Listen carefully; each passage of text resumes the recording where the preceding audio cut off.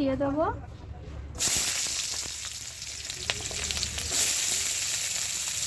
গোটা পেঁয়াজ, গোটা রসুন ভাজতে হবে।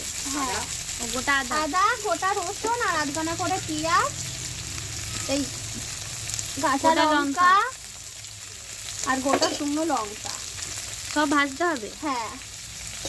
তো আজকে অন্যরকম ভাবে হবে তাহলে? হ্যাঁ, একটু অন্যভাবে ট্রাই করছি, দেখাই যাক কিরম হয়।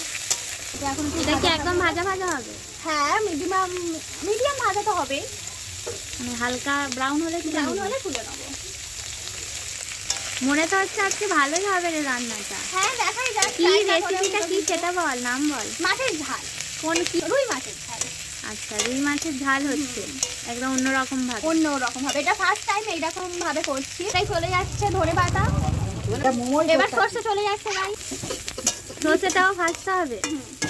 এবার ভাজা ভাজা হয়ে যাচ্ছে, এবার এটা নেব। আমি তুলে নেব, তুলে নিয়ে মিক্সারে ব্লেন্ড করে নেব। ঠিক আছে। এই হচ্ছে আমাদের রুই মাছ, নুনটা মাখানো রয়েছে।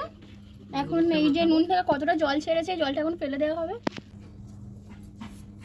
এই হলুদ চলে গেল, আর এই অল্প করে নুন দিলাম। এবার একটা একটা করে আমি মাছ ছেড়ে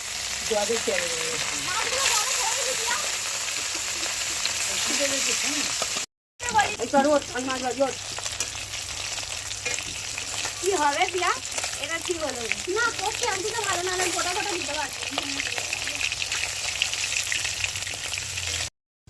গোলমরিচ চলে গেল, এবার যাচ্ছে টমেটো স্লাইস করে কাটা।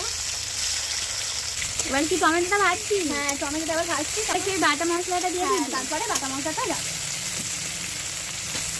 হচ্ছে আমাদের বাটা মশলা, যেটা আমরা মিক্সারে ব্লেন্ড করেছিলাম, এবার এটা চলে যাচ্ছে।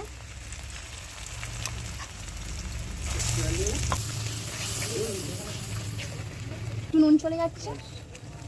এবার কি মশলা কষাচ্ছিস? হ্যাঁ, মশলা কষাচ্ছি। চিনি চলে গেল অল্প, এতে আমি একটু হালকা করে জল দিচ্ছি, মশলাটা একটু কষতে ভালো করে।